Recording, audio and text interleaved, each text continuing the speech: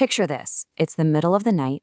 The city is completely soaked in rain. The streets are slick, and we've got our protagonist. His name is Daniel. He's 28 years old, and he lives entirely alone. The whole vibe is incredibly heavy, very isolating, almost like a dark movie. Well, welcome to today's Explainer, where we are going to walk through an absolute masterclass in suspense. We're diving into the chilling story, The Midnight Train to Emma's Ghost. We're going to break down exactly how this narrative builds its terrifying momentum piece by piece. So settle in, because I promise you, nothing in this story is exactly what it seems. Okay, let's dive into this. The entire kickoff for our story revolves around something that should literally be impossible. At exactly 11:47 p.m., Daniel's phone rings in his quiet apartment. He glances down at the caller ID, and just absolute terror hits him. It's his sister, Emma. Now, you might be wondering, why is that scary? Well, Emma has been dead for 3 years. He answers, right? His hand is shaking, and for several agonizing seconds, there's just dead air. Nothing. Then this faint whisper cuts right through the silence. "Daniel, don't go home tonight." The call drops instantly. He tries to dial back, but the number doesn't even exist. Notice how insanely fast this timeline moves. We're dealing with a relentless, literal ticking clock here, and it serves a huge purpose. It forces Daniel out of his comfort zone before his brain can even logically process the danger. Just 8 minutes after that impossible phone call, at 11:55 p.m., his phone buzzes again. It's a mysterious text message that just says, "Take the 12:05 train, trust me." He's confused, he's terrified, but he's acting on pure instinct now. He bolts out into the rain, he hits the desolate station at 12:03 a.m., giving him barely 2 minutes to spare. And at exactly 12:05 a.m., that final train pulls away. He's officially past the point of no return. And that brings us right into the first major phase of our narrative. Boarding the 12:05 train. The journey begins. Imagine stepping out of that freezing, pouring rain and into the harsh, flickering fluorescent lights of an almost completely empty train car. The heavy doors hiss and seal shut. Daniel is basically trapped in a moving metal box, hurtling into the dark. Out of the millions of people in the city, there are exactly 3 other souls on this midnight train. We've got an elderly woman sitting quietly, an exhausted-looking businessman, and a little girl. But there's a really specific detail about this little girl that changes the whole game. She's holding on to a worn-out, old photograph. I want you to keep these 3 passengers in mind, because their presence and what happens to them later is absolutely central to the mystery. It's the ultimate locked room scenario. Let's talk about the sheer significance of this photograph. Daniel's eyes lock onto the picture in the little girl's hands, and as he gets closer, all the blood just drains from his face. It's not just some random snapshot. It's a childhood photo of him and his deceased sister, Emma, the exact same sister who supposedly called him less than 20 minutes ago. The psychological terror of seeing your own deeply personal, tragic history in the hands of a total stranger on a midnight train, it is brilliantly unsettling. He walks up to her and asks the only logical thing you could ask. "Where'd you get that?" The little girl looks up at him. Her expression is completely blank, and she says, "Your sister gave it to me."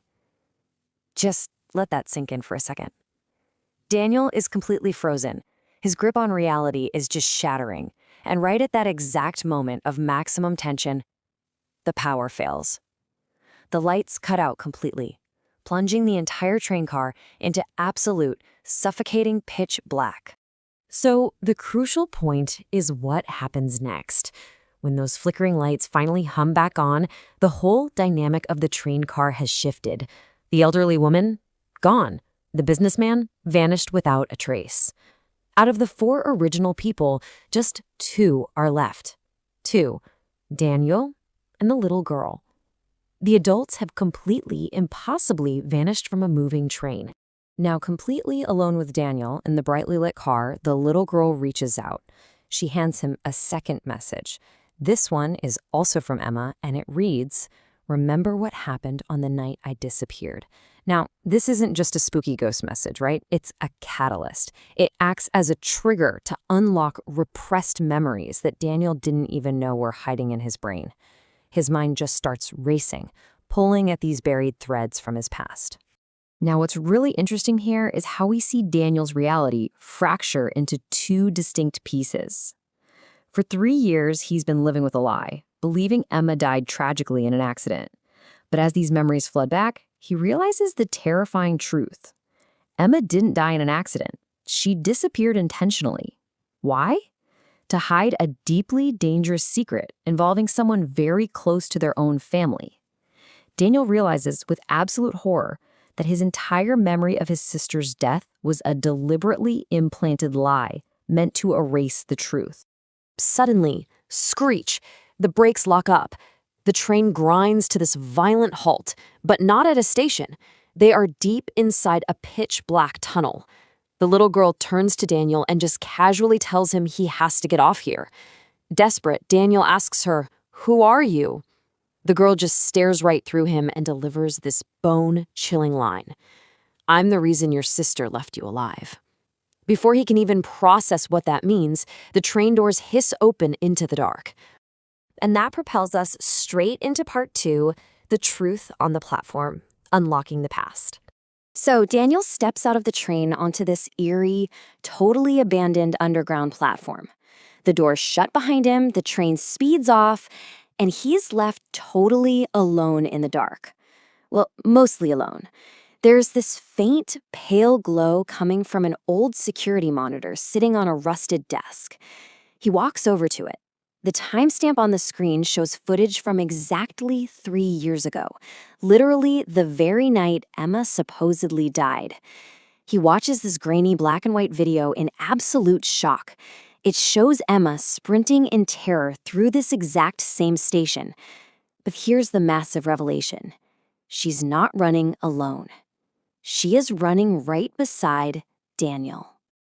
And this brilliantly illustrates the ultimate paradigm shift of the whole story. Daniel's entire foundation was built on the belief that he was safe, far away and completely alone when his sister perished. But the reality?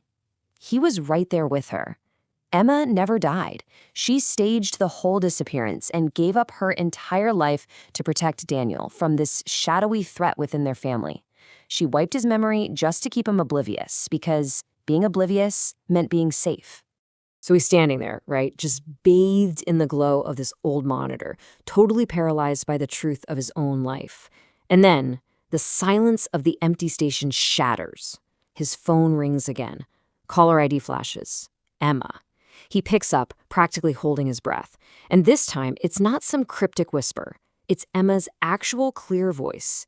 She says, "Daniel, I'm sorry. I couldn't tell you the truth before." The tension in this damp, isolated cavern is just suffocating at this point. Daniel is gripping the phone, his mind completely reeling from the betrayal, the intense relief, the sheer impossibility of it all. And so he asks the one question that has been burning in his chest since 11:47 p.m. We're all thinking it. Where are you? Over the phone, there is only silence. This long, heavy, agonizing silence that feels like it lasts a lifetime. And then, crackling right through the receiver, Emma whispers, "Behind you." Daniel's blood runs ice cold.